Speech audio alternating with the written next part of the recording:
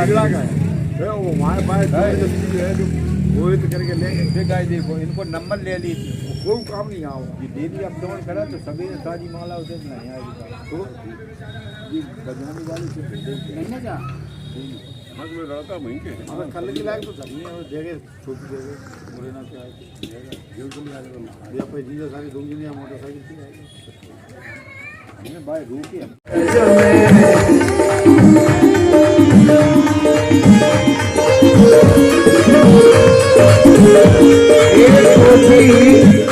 नाचती हुई मैया यशोदा के पलंग के पास में पहुंची और बोली मैया जन्म में सुन आई यशोदा मैया के दो यशोदा मैया के दो बधाई मैया के दो बधाई दो बधाई मैया के दो बधाई सुनने के आई यशोदा मैया के दो बधाई यशोदा मैया के दो बधाई यशोदा मैया के दो बधाई यशोदा मैया के दो बधाई बोले नंदलाल भगवान की। अभी आनंद नहीं आया जब आप लोग हैं तो बहुत संख्या में पर आवाज तो जा पीछे 10 कदम भी नहीं गई जोर से बोलो बोलिए मनसा पूर्ण हनुमान महाराज की। विंध्याचल पहाड़ पर बैठ गई आज भी त्रिकोण परिक्रमा में विंध्यवासिनी देवी वही बैठी है। बोलिए विंध्यवासिनी मैया की जय।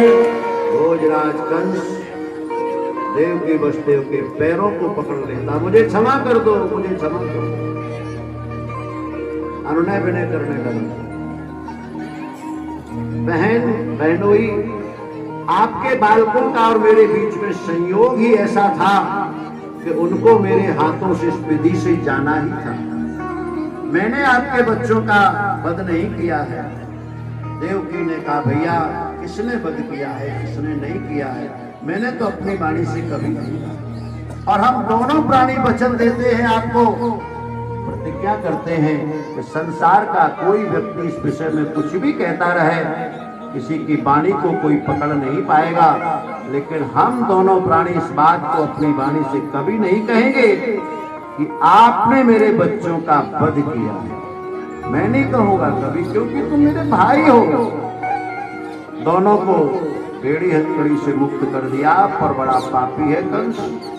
मथुरा से उनके घर जाने के लिए आदेश नहीं दिया मथुरा में ही रखेंगे। क्यों उसे संशय है कि इन्होंने 7वां 8वां गर्भ का बालक कहीं गायब किया। मथुरा को यही छोड़ दो आ जाओ गोकुलपुरी में। सवेरा हुआ मैया यशोदा को होश आ गया। मैया यशोदा 80 साल की हो गई थी जब बच्चे का जन्म हुआ। तो भैया ने ये तो जान लिया है कि हमारे कोई संतान जन्मी पर बेहोशी के कारण ये नहीं जान पाया कि बेटे का जन्म हुआ या बेटी का। जन्मी तो थी बेटी पर आंखें खोल के जब देखा तो बेटा हुआ। उनकी एक ननद रानी थी सुनंदा जी। सुनंदा ने कहा हाँ भाभी अरे देखो आकर अपने घर में ये कौन आ गया रात्रि में। सुनंदा जी एक हाथ में झाड़ू पकड़े आंगन बुहार रही थी। गई भाभी के पास जाकर के देख भले ही रात में आ रही हो।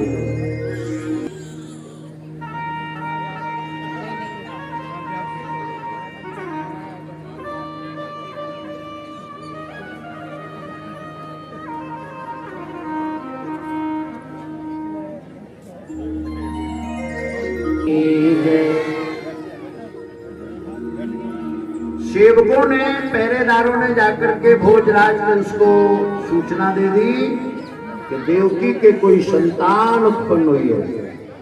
कंस ने पूछा कैसे जाना। कहा मैं उसके रोने की आवाज सुन के आया। कहा सही कह रहे हैं यही पहचान है संतान के जन्म लेने की।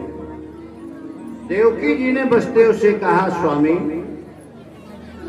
6 बालकों को आप अपने हाथों से भोजराज जी के पास लेकर जाते रहे। अगर आपका आदेश हो जाए तो इस कन्या को मैं लेके चली जाऊं, और अपना आत्मविश्वास ऐसा है कि मैं अपनी बेटी को किसी प्रकार से बचा करके भैया के हाथों से ले आऊंगा। वसुदेव जी ने कहा अगर तुम्हारी इच्छा है तो तुम लेके चली जाओ। अंचल के वस्त्र से ढांककर चल करके देवकी जी गई हैं। भोजराज कंस के सामने खड़े होकर के बड़ी दैन्य वाणी में बोली, भैया अब की बार में तो बेटी का जन्म हुआ है, कन्या का प्रदीयता, आप इस कन्या को मुझे दे दो। कन्या शेष मेरे पास रह गई है, लेकिन स्वार्थी जो लोग होते हैं, दुष्ट प्रवृत्ति के जो लोग होते हैं, उन्हें भली बात कहाँ अच्छी लगती है। भोजराज कंस ने और देवकी के 6 बच्चों को जिस पत्थर पर पटक पटक करके प्राणांत कर दिया है, उसी पत्थर पर पटक करके इसको भी मारना चाहा। लेकिन ये कोई साधारण जीव तो थी नहीं, कन्या साक्षात जगदम्बा थी। एक बार सिर के ऊपर घुमाया कंस ने पैर पकड़ के, ऐसी उस पर पटकने लगा, कन्या हाथ से छूट गई और आकाश मंडल में जाकर के रुकी। 8 भुजा का रूप बनाया, ऊपर रुक करके कह रही है, भोजराज कंस सुन, किमया हतया मंदा, मुझे क्यों मार रहा, पर सुन, जाता खलु तवांत कृत, तेरा मारने वाला ब्रज में पैदा हो गया है। क्वाबा पूर्व शत्रुमांसी नाम कृपणान वृथा, तू मुझे नहीं मार पाएगा, तेरा प्रयास व्यर्थ जाएगा। भलाई तेरी इसी में, अगर तू चाहता है कि मेरा जीवन बना रहे तो अपने मारने वाले को ब्रज में खोज, नहीं तो समयानुसार वो तेरा वध आके कर देगा। ऐसा कहकर के वो देवी कहाँ चली गई, ये बात मार्कंडे पुराण में आई है। नंद गोप गृहे जाता यशोदा गर्भ संभव ततस्तौ नाशयस्यामि विंध्याचल, सिर पर रख करके यमुना में प्रवेश करके पार होकर मथुरा में आ गए कैद में। तो जैसे ही कन्या मथुरा की कैद में आई तो सर्वा पूर्वदाव्रता, कृष्ण के जन्म से पहले जो वातावरण जेल में था ना देवकी वसुदेव का, ठीक वैसा ही हो गया, क्योंकि कृष्ण है ब्रह्म। ब्रह्म के प्राकट्य पर माया का कोई बंधन टिक नहीं सकता, माया ठहर नहीं सकती, और ये माया स्वयं आ गई तो माया का हर आक्रमण इस करके मैदान में सोते हैं, और विशेष करके रास्ते के किनारे पर, क्योंकि रास्ते के किनारे हवा अच्छी आती है। तो भगवान ने विचार किया कि मेरे पिताजी को दिखाई न दिया और किसी की चारपाई से अगर टकरा गए तो राज सभी अभी हाल खुल जाएगा, इसलिए मंदम मंदम जलधारा, मंद मंद बूंदों से ऊपर से बादल पानी बरसाने लगे। तो चारपाइयां जो बाहर डाले सो रहे थे ना, तो सब घसीट ले गए, कोई छप्पर में, कोई बरामदा में, कोई टीन में, कोई कमरा में, सब रास्ते खाली। ले वसुदेव चले गोकुल को, जाय करी सुध नंद घरेलो, दर्शन को जमुना उमड़ी, जल आए गयो वसुदेव करेलो, यदुनंदन पैर बढ़ाए दियो, तो जमुना जी भई तरवा के तरेलो।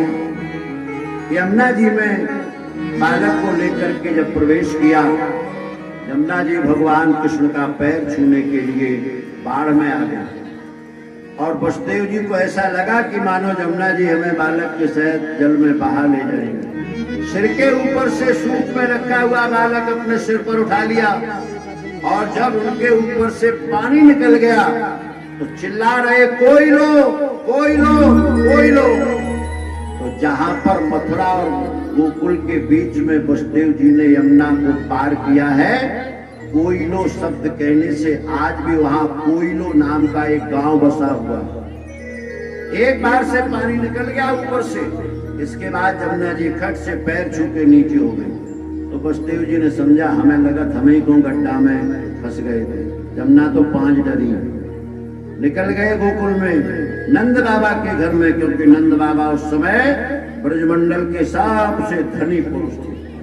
9 लाख गौएं इनके घर में रहती थी। या तो मथुरा नरेश भोजराज कंस, वो राजा है, वो तो धनी होना ही चाहिए, पर सबसे अधिक धनी नंद बाबा थे। वो धनी व्यक्ति के घर में लोग पहुंच करके अपनी सुरक्षा मान ही लेते हैं। नंद बाबा के घर में बालक को देने के लिए गए, क्या देखा, नंद बाबा पड़े खर्राटा मार के सो गए। आगे गए, यशोदा मैया पलंग पर पौनी है पर बेहोश है, पास में कन्या पड़ी है, हाथ पांव चला रही है। बसदेव जी ने चुपके से बालक लिटा दिया।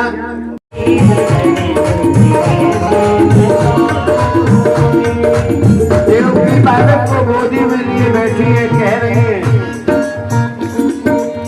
6 सुत मोरे भैया ने मारे, 6 सुत मोरे भैया ने मारे, 6 सुत मोरे भैया ने मारे, 6 सुत मोरे भैया ने मारे, भैया ने मारे या कंसा ने मारे। रही है बेटा, तेरा मामा भयो है कुलधारी लगन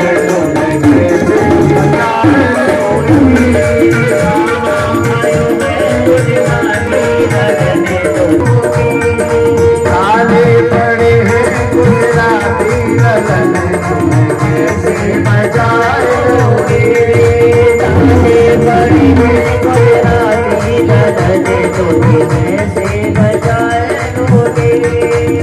हाथ हथ करी पावन बेड़ी, हाथ हथ करी पावन बेड़ी, जेल के बंद की बारे लगन कैसे बचाए उड़ी, जेल के बंद की बारे लगन कैसे बचाए उड़ी। आगे पड़ी है गुजराती लगन कैसे बचाए उड़ी, कैसे बचाए उड़ी, कैसे बचाए उड़ी। उसी समय देवकी जी ने सूप को बसदेव के हाथों से स्पर्श कराया।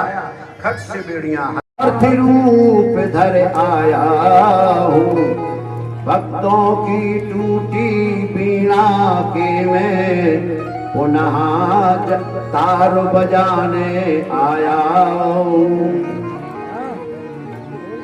इस प्रकार से भगवान ने देवकी वसुदेव को आश्वस्त किया। देवकी वसुदेव ने कहा, नारायण, हमारे देश की धरती पर जो बच्चों का जन्म होता है इस रूप में नहीं होता। अगर इस रूप में आप आ जाओगे तो कोई भी आपको किसी का बेटा नहीं मानेगा, आप बेटे के रूप में आ जाओगे। जैसे ही आदेश निवेदन हुआ, तत्काल भगवान चतुर्भुजी रूप छोड़ करके छोटे से बालक बन गए। बालक बनकर के जैसे ही मैया की गोदी में आए, एक सूप अचानक कैद में आकर के खट्ट से नीचे गिरा।